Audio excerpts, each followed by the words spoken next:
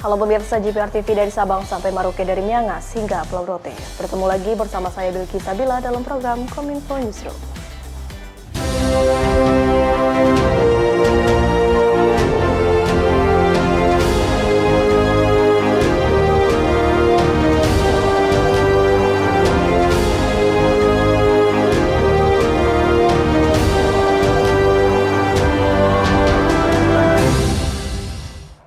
Inilah Kominfo Newsroom selengkapnya. Pemirsa, Presiden Joko Widodo membuka sesi rangkaian pelaksanaan KTT ke-42 ASEAN.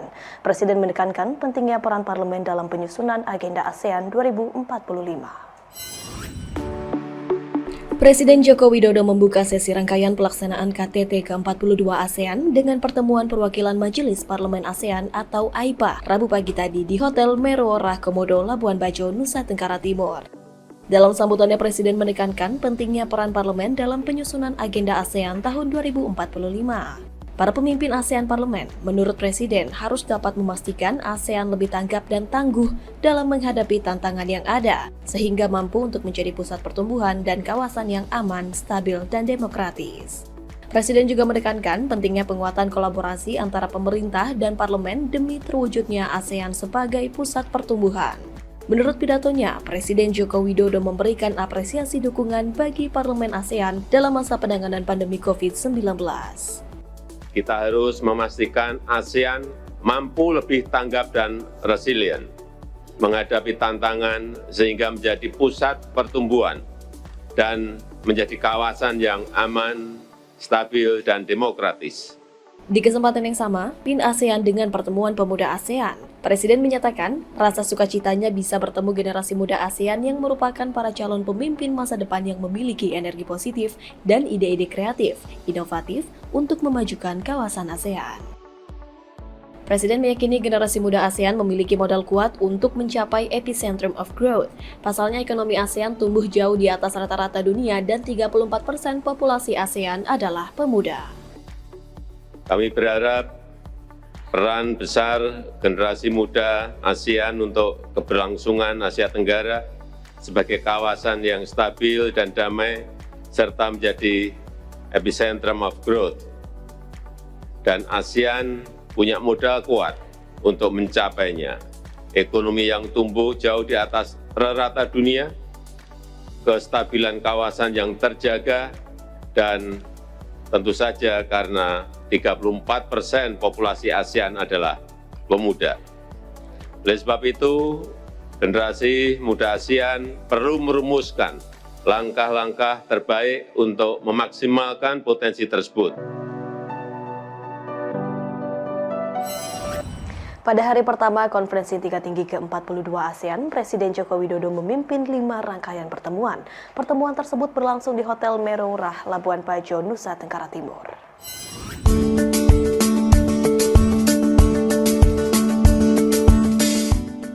Presiden Joko Widodo membuka hari pertama KTT ke-42 ASEAN 2023 pada Rabu pagi 10 Mei 2023 dengan 5 rangkaian pertemuan yang berlangsung di Hotel Merauke, Labuan Bajo, Nusa Tenggara Timur. 5 pertemuan yang dipimpin oleh Presiden Joko Widodo meliputi pembukaan dan sesi pleno KTT ke-42 ASEAN, pertemuan antarmuka pemimpin ASEAN dengan perwakilan Asian Interparliamentary Assembly, pertemuan antarmuka pemimpin ASEAN dengan perwakilan pemuda ASEAN, pertemuan antarmuka pemimpin ASEAN dengan perwakilan Asian Business Advisory Council, pertemuan antarmuka pemimpin ASEAN dengan High Level Task Force on Asian Communities Post 2025 Vision. Dalam rangkaian pertemuan ini juga ditutup langsung oleh Presiden Joko Widodo bertepatan dengan jamuan makan malam di Ayana Komodo, Waichichu Beach. Direncanakan pada Kamis 11 Mei akan ada 3 pertemuan dengan 2 pertemuan dipimpin langsung oleh Presiden Joko Widodo.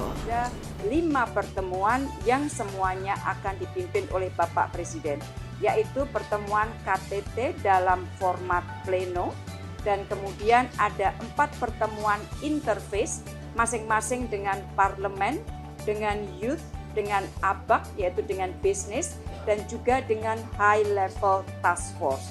Dan seluruhan acara KTT besok akan ditutup insya Allah dengan acara makan malam.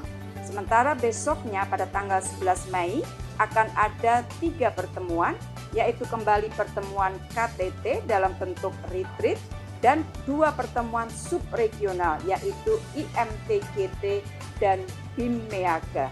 Dari 3 pertemuan tersebut, 2 pertemuan akan dipimpin oleh Bapak Presiden. Presiden Joko Widodo membuka sidang pleno konferensi tingkat tinggi ke-42 ASEAN. Dalam pidatonya, Presiden menyampaikan pentingnya keputusan bersama pemimpin negara ASEAN terkait isu yang terjadi. Selamat pagi. Yang mulia para pemimpin ASEAN, selamat datang di KTT ke-42 ASEAN di Labuan Bajo, Indonesia.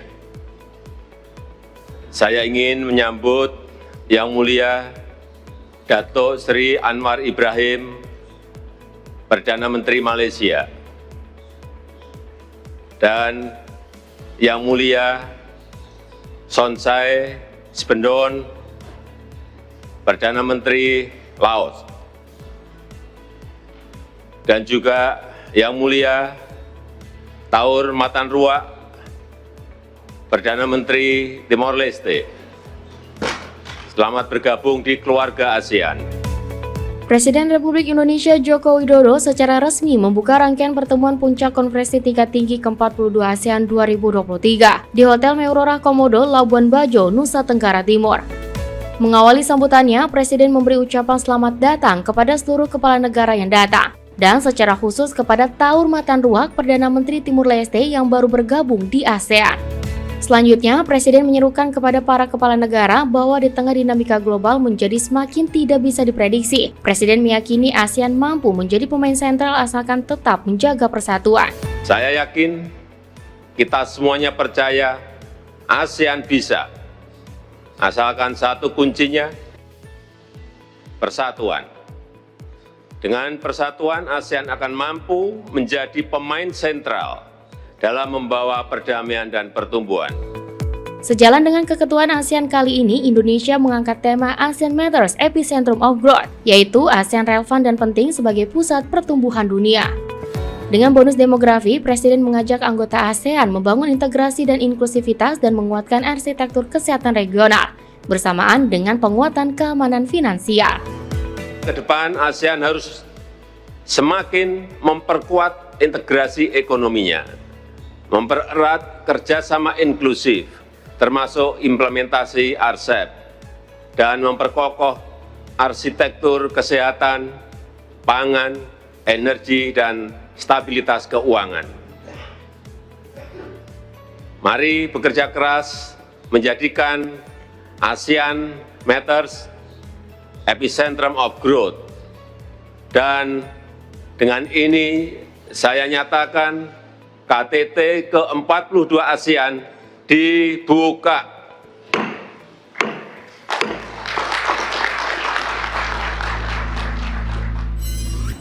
Sementara itu, pemirsa, Menteri Komunikasi dan Informatika Indonesia Johnny G. Plate menggelar pertemuan bilateral dengan Menteri Informasi dan Komunikasi Vietnam.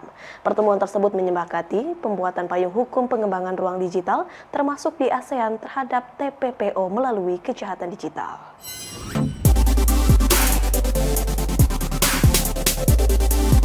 Indonesia dan Vietnam menyepakati kerjasama terkait literasi dan pemanfaatan ruang digital bagi masyarakat, khususnya di Asia Tenggara. Hal tersebut diungkapkan Menteri Komunikasi dan Informatika Johnny G. Plate usai menggelar pertemuan bilateral dengan Menteri Informasi dan Komunikasi Vietnam Nguyen Mec Hun di Hotel Jakarta Labuan Bajo, Nusa Tenggara Timur, yakni pada Rabu 10 Mei 2023. Pada kesempatan tersebut, kedua pihak juga mendiskusikan pengalaman terkait pengembangan hingga penggunaan teknologi informasi dan komunikasi, terutama terkait penanganan hoaks, disinformasi, serta kejahatan cyber. Menkominfo juga mengungkapkan bahwa dalam pertemuan bilateral itu juga Indonesia-Vietnam menyepakati pentingnya pembuatan payung hukum bersama untuk pengembangan ruang digital termasuk di ASEAN, terutama dalam penegakan hukum terhadap tindak pidana perdagangan orang melalui kejahatan digital. Nah, Indonesia dan Vietnam selama ini belum mempunyai payung kerjasama. Sehingga tadi kami sepakati untuk membuat satu payung kerjasama dalam bentuk Memorandum of Understanding (MOU) antara Indonesia dan Vietnam yang berhubungan dengan pengembangan infrastruktur digital pengembangan ruang digital, manfaat ruang digital untuk digital ekonomi, ya, maupun bersama-sama menangani cyber security, ya, dan combat atau melawan dan menjaga hoax, ya, dan disinformasi. Ya, ini penting sekali kita lakukan bersama-sama agar ruang digital itu bisa bermanfaat bagi masyarakat kita, ya, secara maksimal. Pada kesempatan yang sama, Menteri Komunikasi dan Informasi Vietnam Nguyen Mac Mun menganggap kerjasama kedua negara ini merupakan suatu hal yang penting dan harus dikuatkan. Mengingat kawasan ASEAN memiliki potensi pertumbuhan ekonomi digital yang tinggi, serta kontribusi Indonesia Vietnam dengan jumlah penduduk yang besar di kawasan.